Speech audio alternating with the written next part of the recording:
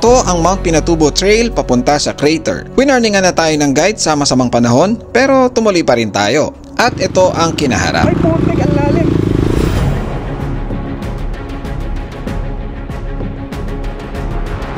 If it's your first time here, my name is JT and I have a new quest of riding and hiking to reach 7 summits of iconic mountains in the Philippines, including the highest, Mount Apo, before the year ends. Make sure to check out our previous adventures on the video section of Motor Pilipinas YouTube channel.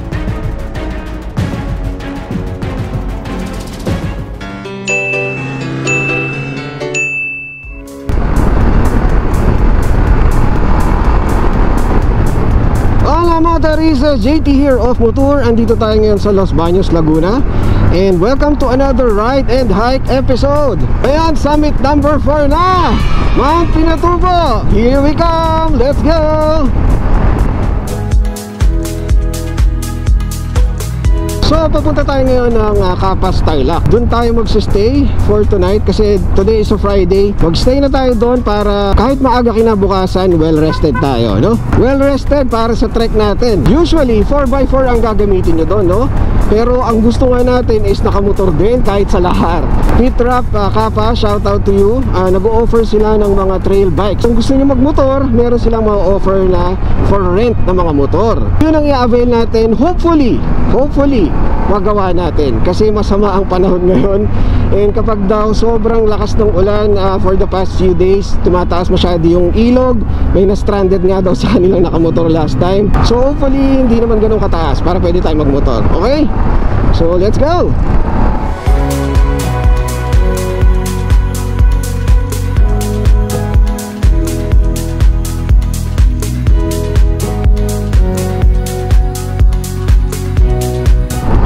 So first meet up natin sa Petron, Marilao na. Ubusin natin itong SLEX and then Skyway Stage 3 and then NLEX na tayo. So sino ba makakasama natin ngayon? Siyempre yung nakasama din natin last time sa mga summits natin sa Pico del Oro and Peak 2 ng Mount Makiling. I-meet nga natin sa Petron NLEX. Oh, by the way, pagpasensyahan nyo na ang boses natin, kakagaling lang natin sa ubo at sipon. Pero malakas na tayo ngayon, don't worry. So kayang-kaya na yan. Let's go! We were already informed about the chances of high water levels due to the recent typhoon Hener. Yup, this was still in September 2024. Dahil nakapag-leave na ang may mga trabaho at all set na din lahat 3 weeks ago pa, we took our chances.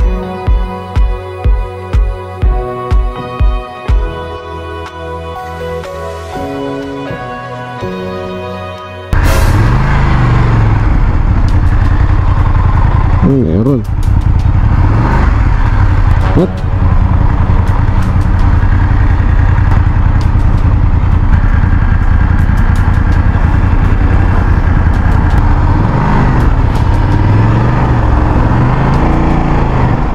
few inches later. Nakakaantok ang 60. So motorista, sa mga nagtataka bakit mag-isa lang tayo nakamotor ngayon, invited naman lahat.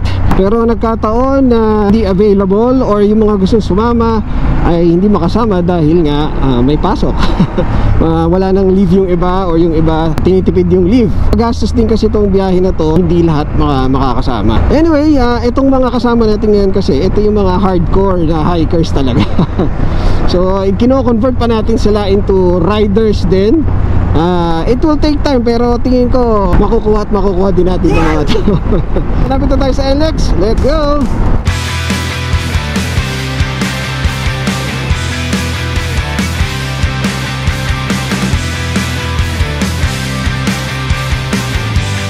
Ricardo, radio off. Ang aga natin, no? 1:15 PM ang meet up. 12:30 pa lang. Okay na nga, tambay na lang tayo. 12 seconds later. Full tank na ulit tayo. Let's go. Salamat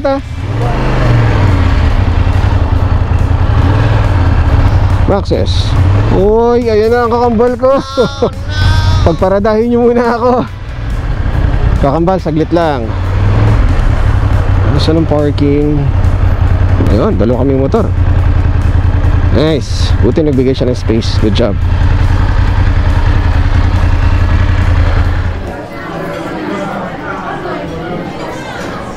Alright, tapos na tayo dito and nauna na yung mga kasama natin naka 4 wheels dahil siguradong maabutan pa rin natin sila. Anyway, next stop natin is sa San Fernando, Pampanga dahil dadaan lang tayo saglit sa isang bake shop, no? Masarap kasi doon yung cheese bread and Spanish bread. Let's go!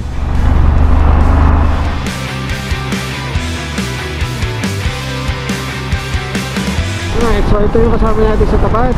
Nandyan si CIC, no?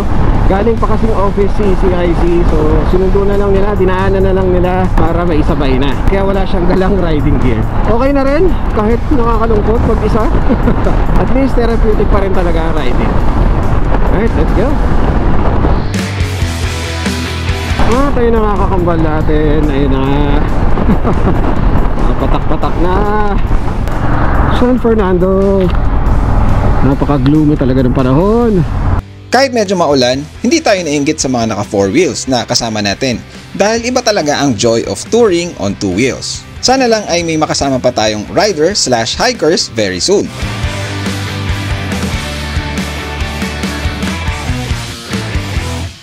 Ay, may motorista. Hello! Ayun. Nakita tayo motorista. Nabigyan natin. Sige, bossing! Sige. Pagkatapos bumili ng big treats, umalis na rin tayo papuntang Tarlac. A few inches later. And as expected, ayun ang kakambal natin. So nagkapote na tayo ng pambaba. Pero yung jacket kasi natin is waterproof. As recommended by Miss Jane, isang solid motorista from Pampanga and Tarlac, sa SCTEX Clark North Toll Plaza tayo mag-exit para makita namin ang beautiful Sacobia River Bridge. This bridge is one of the longest bridges in Central Luzon, measuring approximately 894 meters. It spans the Sacobia River, connecting important locations in Tarlac and Pampanga. It is located near the Bamban Aita Ancestral Domain and is a vital connection for the Aita communities. It facilitates access to services, trade, and cultural exchange between the indigenous population and urban centers. Ang ilog na ito ay naging drainage channels din ng volcanic ash at debris noong 1991 Mount Pinatubo eruption.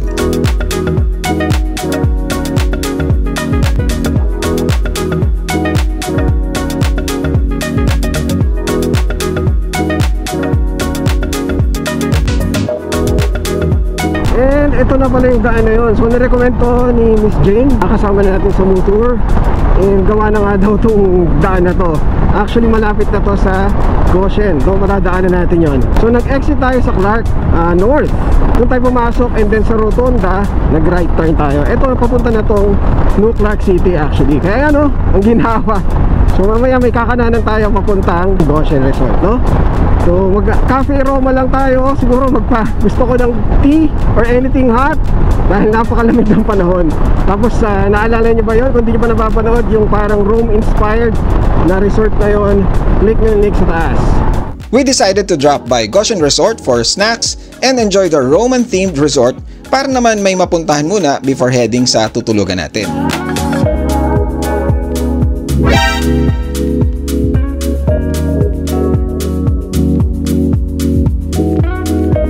And ito na yung Pag-Goshen. Doon pala dapat ako dumaan. Okay, may daan pala kanina. Kantayin natin yung kasama natin.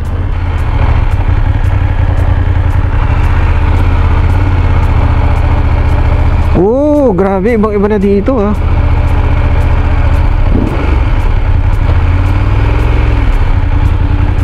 ₱250 per head ang entrance fee for adults at hindi na siya consumable tulad ng dati. Bibigyan din kayo ng armband para ma-access ang resort.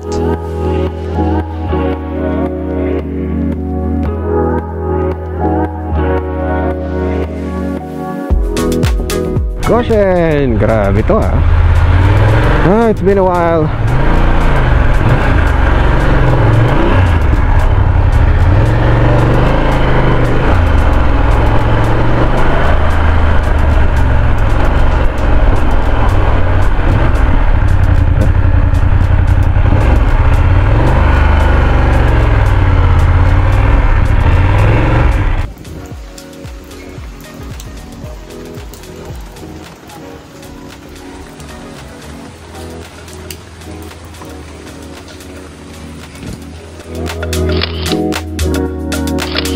After enjoying some coffee and matcha, lumarga na tayo papunta sa isang Airbnb na tutulugan natin. Dahil sa masamang panahon at hindi naman waterproof ang microphone setup natin, hindi na tayo nakapag-vlog ng maayos. At sa wakas ay nakarating na tayo.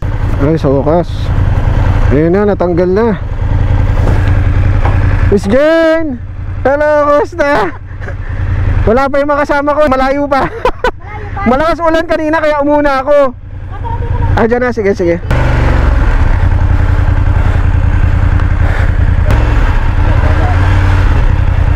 Dyan na lang. Grabe panahon. Di tayo pinagbigyan. Nice seeing you again. Tabasa lang ako ha. Alright, so andito na tayo sa La Casa de O'Donnell, no? Dito tayo matutulog for tonight. And dito na nga yung parking area, nakakatuwa. So na-meet natin si Miss Jane kanina. Nakita nyo nga sa GoPro video natin. Mag-hi pa tayo kasi syempre may ginagawa sila, may celebration. Mag-hi pa tayo tomorrow. So kumustahin naman natin siya. In the meantime, itour ko muna kayo dito sa napakagandang Airbnb na to. Kasi nakakatawa, 5 rooms siya, no? Kasyang-kasya kami. So imagine mo, isang dosena kami dito, 12. So kaya daw dito parang 12 to 14 packs. So pakita na natin yung nasa loob. Let's go. So ito yung house nila. Meron yan sa taas. Hindi lang masyadong kita. Gabi kasi tayo nag-shoot. Kaya anyway, mag-shoot ulit tayo tomorrow para makita nyo maliwanag. Pero ito siya. Renovated, newly renovated na ancestral house nila. Pasok tayo. Pasok tayo sa loob. So nag-dinner yung mga tao. In the meantime, dito muna i-tour ko lang kayo mabilis. So ito yung kitchen natin. Kompleto siya actually. Kitchen natin. Tapos tingnan nyo yung flooring pa lang. Oh. Sobrang linis, sobrang bagong-bago basically. May mga dala kaming food dito. And kompleto rin sila sa appliances. So merong ref. Hello! Nagulat no? Meron din tayong rooms dito sa baba. Ayun, mamaya papakita ko sa inyo. May microwave and boatload of utensils. Yan, kompleto yan. No? Yan. So yan. Ito yung dining area obviously. And itong lamesa daw na to ay gamit pa nung mga nakatira dito ni na Miss Jane. Hello. Hello. Yeah. Hola. Tour muna tayo. Dito tayo sa salas nila. Ito yung living room. Makita nyo. Ang laki ng TV, grabe. Pakita. Hello. Hi. Hello! Ayan, mayroong kid dito. Miss Jane, hello ulit. Ayan, ngayon lang ako nag-vlog. Thank you again so much for hosting. Grabe. Busog na busog kami. Tsaka happy birthday ulit kay Raf tsaka kay Boss Mark, no? Thank you po. So, pwede kayo mag-staycation din dito. Actually, maraming mga nag-avail nitong Airbnb na to. By the way, send ko yung link sa baba, sa description. Maraming nag-avail nito kasi sa mga areas dito, lalong-lalo na yung Mount Pinatubo trekking at saka yung mga iba pang mga tourist destinations dito sila nagbo-book. Kasi nga, dito bawat family or bawat couple may privacy. Again, this is La Casa de O'Donnell. Punta tayo ngayon sa taas. Before that pala, eto, tingnan muna natin yung rooms. Pagpasensyahan nyo na motorista siya kasi nakakalat pa yung gamit namin. Hindi pa namin naayos, halos kararating lang namin. Kaya pagpasensyahan nyo na. Pero ito yung room. So lahat ng room dito is air conditioned. Yan, meron mga, pasensyahan nyo na ulit. Dito ko na sinabit yung mga, kasi umulan kanina. Kaya sinabit natin. Ito, hindi naman ito masyadong basa. Yung mga basa, nilagay natin sa labas, no? Ito yan. Tapos yung mga gamit natin. Again, this is the bed. Kompleto. Wow naman. So ito yung isa pang room. Again, lahat yan may AC. Ito naman yung sa kabila. Yan. So I'll send the link din. Dun sa link na send ko sa inyo, nandun yung mga photos para makita nyo bawat kwarto. Tsaka yung mga beds and yung capacity. Punta tayo sa taas, let's go. Merong magic dito sa ano. Pag lumapit ako, yan na. Lumapit ako. O, diba? Merong LED lighting. Nakakatawa naman. Kasi may nakaspot kanina. Ayun. Andun yung sensor. So, ayan siya, oh. Tayo sa taas para makita natin yung upper place. Maluwag yung ano daw, salas dito. Living room sa taas. Yan. And, ayun. Oo nga, pwedeng yung tambayan dito, oh. Yan. Oh, may video, okay. Past 10 PM, pwede daw kayong kumanta pa rin kasi hindi masyadong rinig sa labas. Kasi nga parang medyo malayo na rin sa main road at saka at the same time, nakakulong naman ito enclosed. Yan, so makikita nyo yung mga chairs dito. Talagang antique na antique pa, no? Ancestral house. Kasi nga, yung mga lumang gamit nila dito na na-preserve pa nila. Okay? Water heater. Pwede kayo mag-coffee or tea dito. Ito yung dalawang rooms, no? Rooms. Ayan, pasilip naman ng room. Ayan si Louie. Ay, excuse me. Ganda. Ganda yung room. Oo, ganda naman ng room. Hello. So, bunker bed, 1, 2, 3. So, 3 persons dyan. Tapos dito, ayan, so, single naman, solo. Ang laki nung, ano, no? Malaking room. Tapos, actually, ito parang folding bed to eh. So, kaya pa ng isa pa, no? Kung gusto mong siksikan talaga kayo. Pero kaya, 1, 2, 3, 4. So, 5 people kaya. Alright. Dito tayo sa kabila. May tao ba? Ay, tulog na. Anyway, tulog na. Huwag na. Malamang CR? Yes. And this is the CR. So, hindi kayo magpipila ng sobrang haba. I think dalawa, no? At least dalawa at a time. Tapos may heater na din, no? Nice. Perfect yan ngayong tag-ulan. Okay, let's go. Access yata to sa labas. Yun nga, access. Ay, motoristas. Tingnan natin. May ilaw ba dito? Wala. Anyway, yan. So, meron ditong veranda. Pag hindi maulan, pwede kayo maglatag ng mga ano dyan. Latag talaga. Pwede kayo maglagay ng mga tables and chairs dyan. That's it for our room tour. House tour, basically. Pwede kayo mag-book through Airbnb para makita yung available dates. Okay? Banding muna tayo kasi magpaplano tayo, motoristas. Eventually. A quick update lang. Challenging yung biyahe natin ngayon. Nagka-problema daw sa Pinatubo. Naka-close daw siya ngayon, suspended.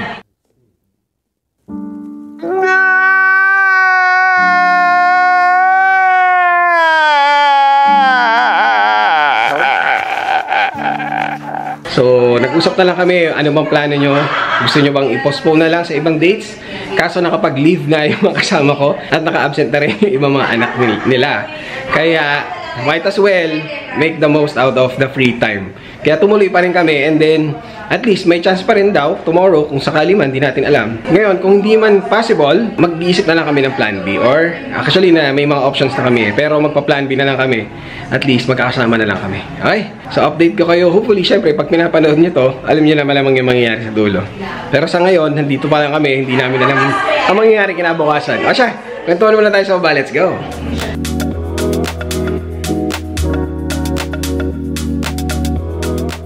Tomorrow.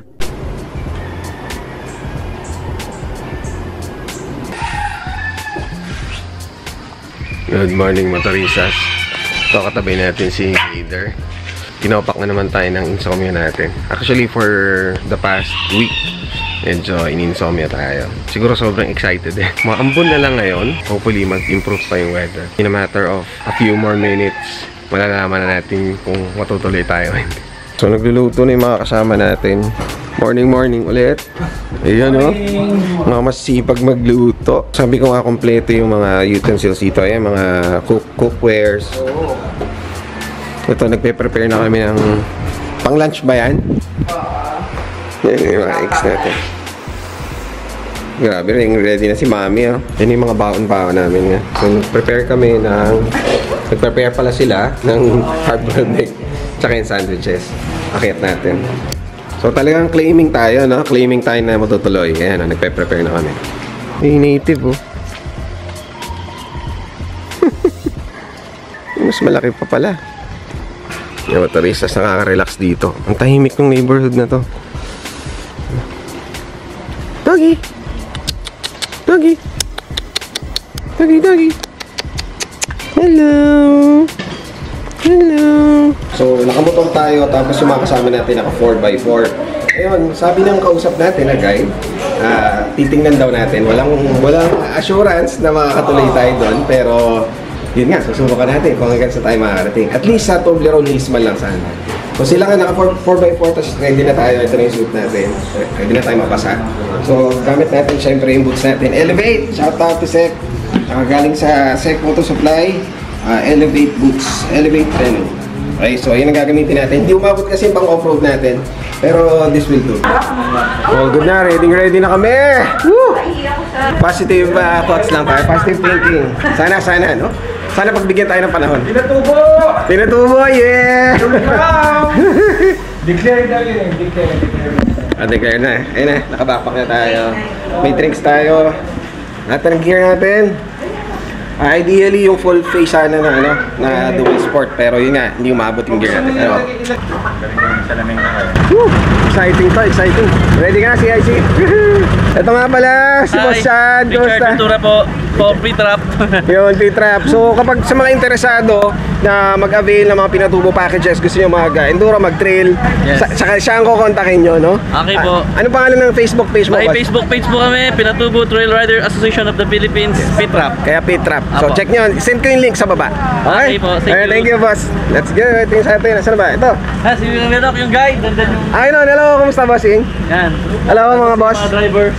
Ito sa mga 4x4 naman. Ready na tayo? Ready na? Hanggang saan tayo abutin, no? Ay, motoristas, game na to. Hindi na tayo nag-microphone. So, mahina yung audio kasi parang waterproof. So, tingnan natin voice over o kaya ano lang, music lang.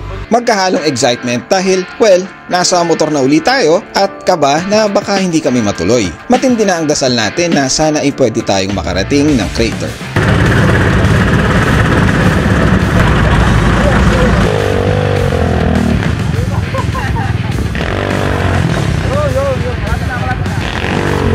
Buti at least may dalawa tayong kasamang nakamotor dahil balungkot masyado kung lahat sila ay naka 4x4. Makaka-ride ko mga lodi.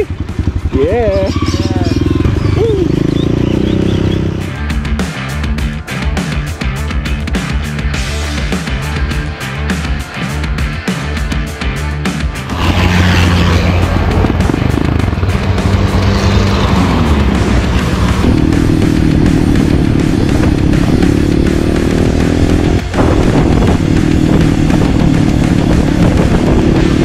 Tuloy pa din ang ulan kaya't lalong lumakas ang kutob ko. Pero alamin pa din natin pagdating sa drop-off point. Ang registration fee ay 1,150 per head.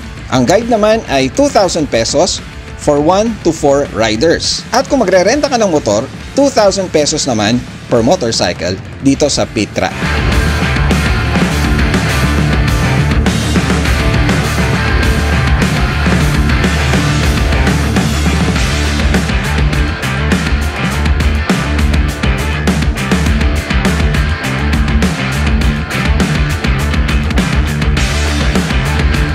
Itsura pa lang ng daloy at taas ng tubig, mukhang mapapalaban talaga. Kinakausapan nila ang mga namamahala kung pwedeng makatawid.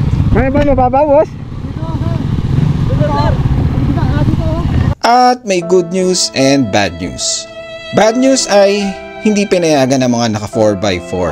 At ang good news, ang mga nakamotor ay pinayagan. Hati ang isip ko dahil ayoko sanang mahiwalay sa grupo. Pero si CIC na din ang nagsabi na kung may chance na makarating ng crater, I should grab it. Kaya tumuloy na rin kami. First time ko din tatawid ng ganito kalakas na agos ng tubig, kaya't sinuggest ng guides na sila muna ang magtatawid at huwag nang i-risk matumba ang motor at baka pasukin ang tambutso ng tubig. Well, at least pabalik. Tayo na ang mismong nagtawid. Agas muna kita. Ay, nilipat na. Mababaw lang naman yata, di ba? Marami kasi, may Malalim ba? Sige, sige.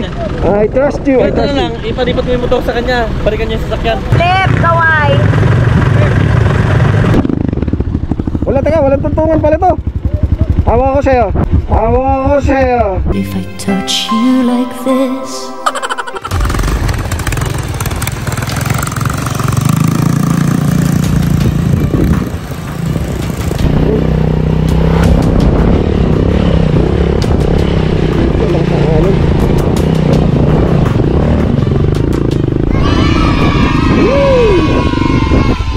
Tara.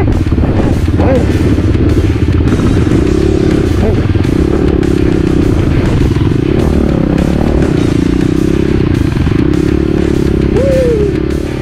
Nagsimula na ang adventure.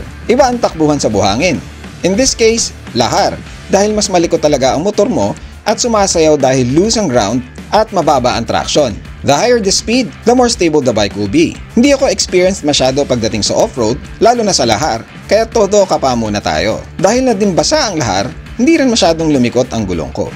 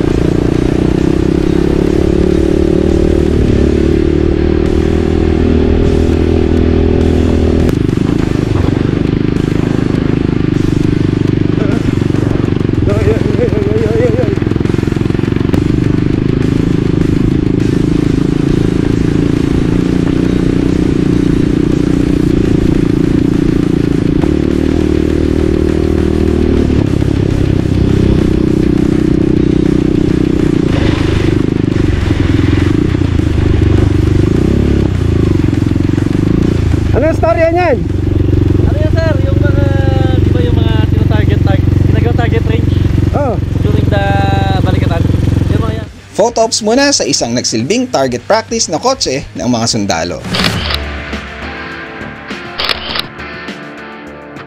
Tuyo, no?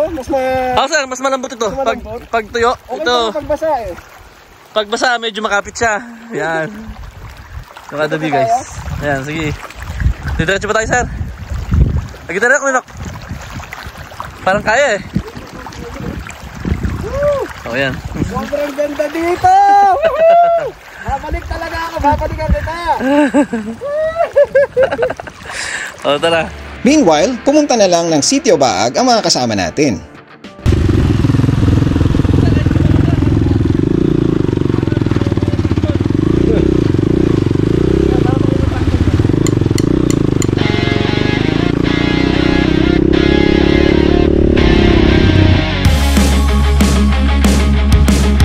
Merong ibang vibe ang Pinatubo Trail kapag ganitong gloomy o maulan.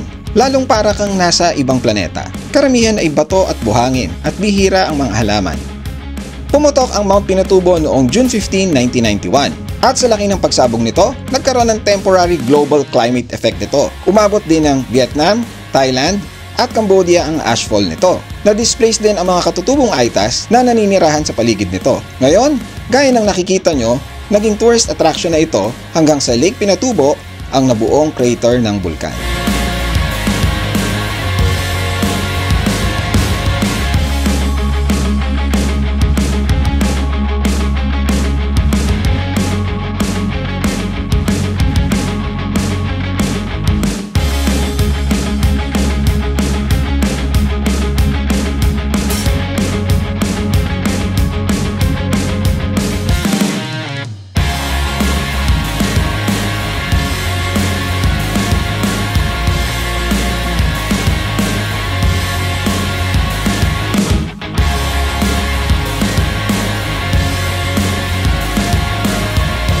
Kinuwento ng guide na ang magdidikta kung tutuloy kami hanggang crater ay ang level ng tubig sa tinatawag nilang sipit. Dahil kapag malakas ang ulan, ito ay nagsisilbing ilog. Kung masyadong mataas at malakas ang agos, baka hanggang Toblerone Hills lang. Which in this situation, magiging masaya na din ako. Maya-maya lang ay tanaw na ang iconic Toblerone Hills. Ayun na!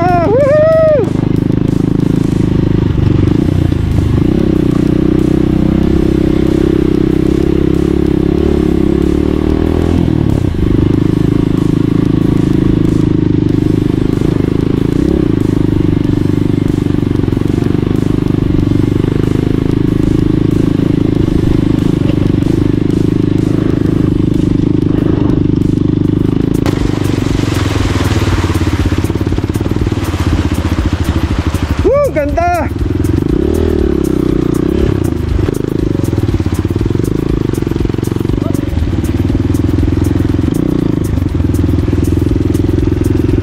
Woo! Toblerone Hills! Woohoo!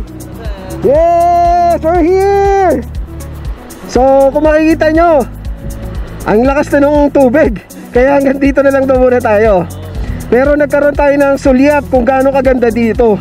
Kaya kayo motorista, sulit. Kung mahilig din kayo mag-trail or kahit mag-ride lang, kaya naman kasi alalayan kayo nila Boss Chad dito. So drone shot na tayo! Taas!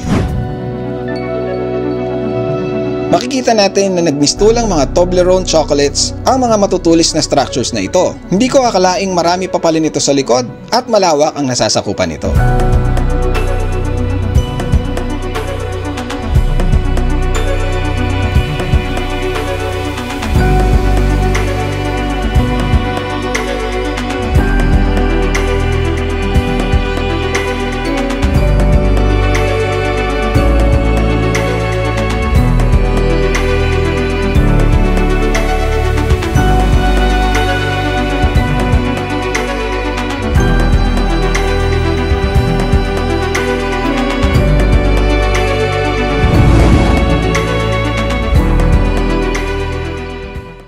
Alright motoristas, this is summit 4.5 or actually mali, 3.5 3.5 kasi hindi pa 4 kasi nga nasa kalagitnaan tayo.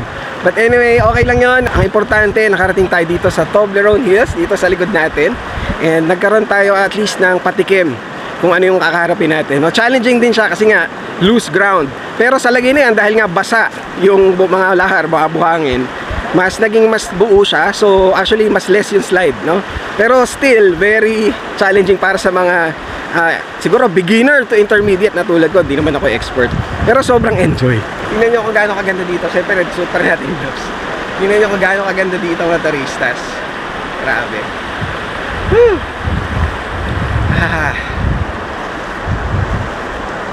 Ito yung tubig mga turistas. Nasa likod natin yung tinatawag nilang sipit, maliit na valley sa pagitan ng dalawang mga burol or mga bundok basically. So kapag malakas yung tubig, imagine mo concentrated doon yung mga tubig, kaya sobrang taas daw, delikado, hindi na pinapayagan. Pero pag ngayon, dahil nga may motor tayo, okay pa. Pero hanggang dito na lang. So syempre safety first pa rin. Pupunta doon. So ito yung Toblerone Hills. Hindi masyado maganda yata sa camera natin, pero zoom, yan. Medyo madilim pa rin, pero yan. That's it. Ang ganda, di ba? Kasi mga triangles nga, triangular, parang mga Toblerone basically. Ayan siya. Okay, tapos na tayo dito. Goodbye muna. Toblerone Hills. Wala, sobrang lalim daw doon. Let's go.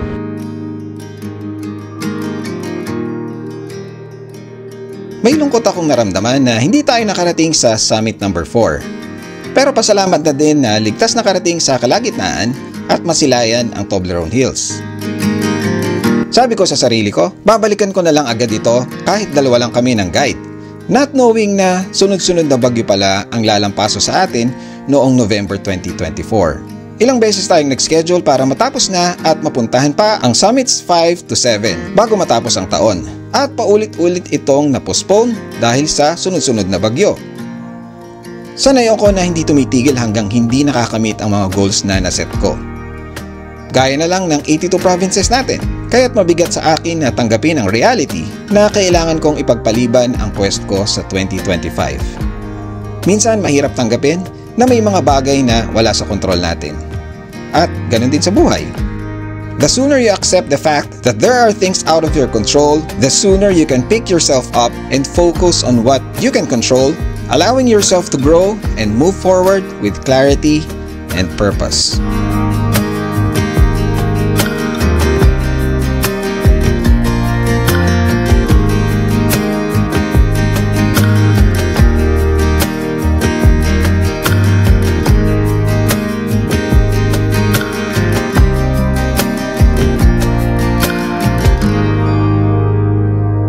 Naisip ko din na mas magandang makuhanan ng footage ang Mount Pulag at Apo na hindi tag-ulan.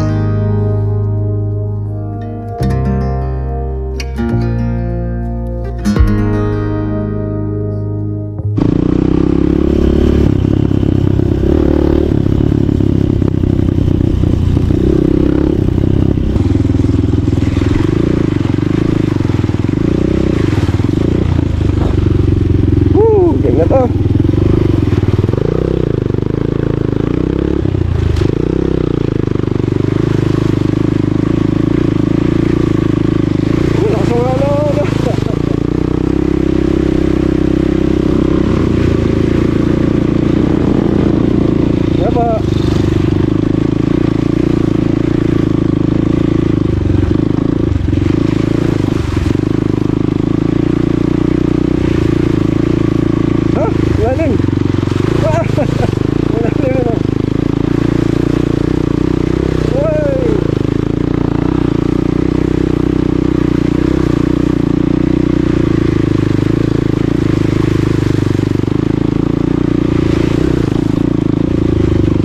At ito na ang malalim na parte ng naging ilog na ito.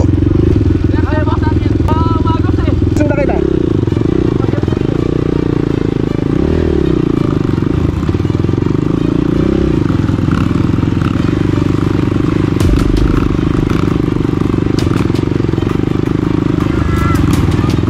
Lakas.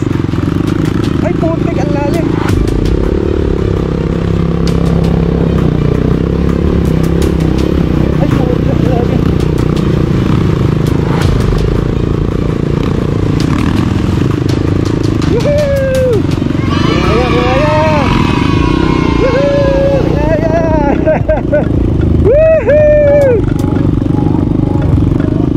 Ipinasyal pa kami sa ibang areas ng guides at pinuntahan natin ang mga kasama natin sa isang hot spring. Ayun, motorista, so grabe, ang ganda. Merong ano, Home of the Sky Warriors. Grabe. Ito motorista, mabilis lang, no? Tanong natin, isa mo. Pwede. Pwede. Actually, okay na yun. Tsaka ano, last battery na. Ang ganda ng view dito. Woo! I love Serab. Serab, di ba? Serab o Kerab? Serab. Ang ganda. Wow. Nandun tayo kanina, di ba? Ang laro kasi sir, hindi mo makontrol yan every year. Nag-iiba siya. Minsan dito siya, minsan doon siya. Yung Agos? Oo. So yun nga, gumagawa na sila ng ano. Sila na kumbaga para masunod yung gusto nilang daloy.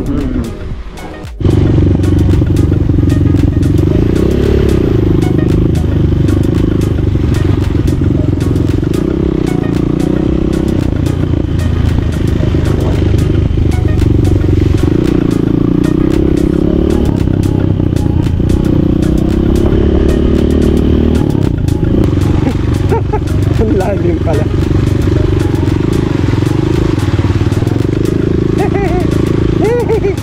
Wala dapat. Makabuti pa tayo dito.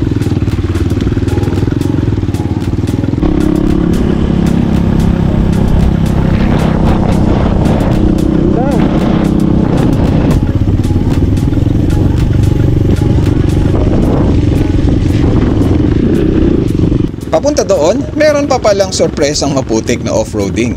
Pero na-enjoy naman natin ang todo.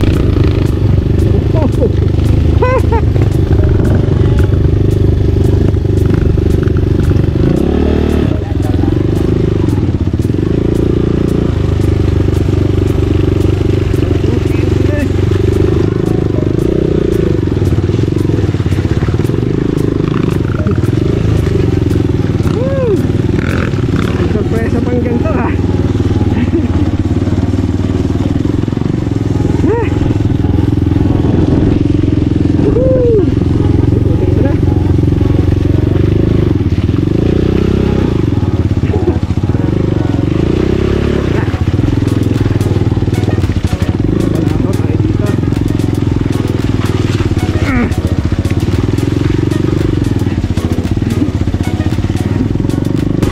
What's that?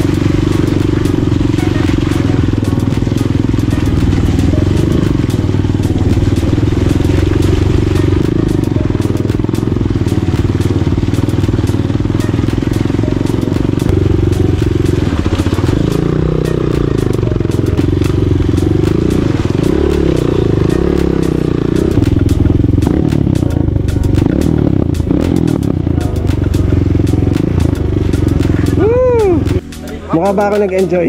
Mukha ba ako nag-enjoy? Nice. Nakapag-save na kayo? Sobrang init. Hello! Hindi ako nag-enjoy. Umabot ka sa crater? Tingnan mo yung itsura ko, hindi ako nag-enjoy.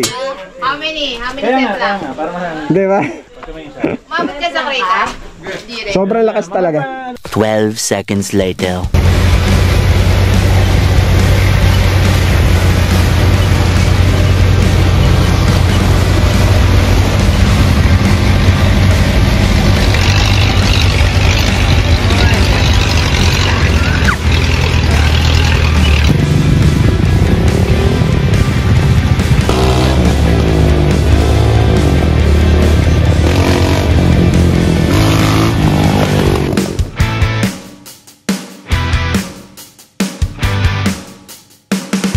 Dahil nga bigo kami, namasyal na lang kami sa Clark at nag-shopping ang mga CIC. Hindi man na-accomplish ang mission natin, we were able to bond and gain new experiences sa munting trip na ito. I will definitely try again soon, lalo na at tapos na ang tag-ulan, kaya't abangan nyo ang continuation ng quest for 7 summits ng Motour. Kita-kits sa susunod, this is JT of Motour, adios motoristas!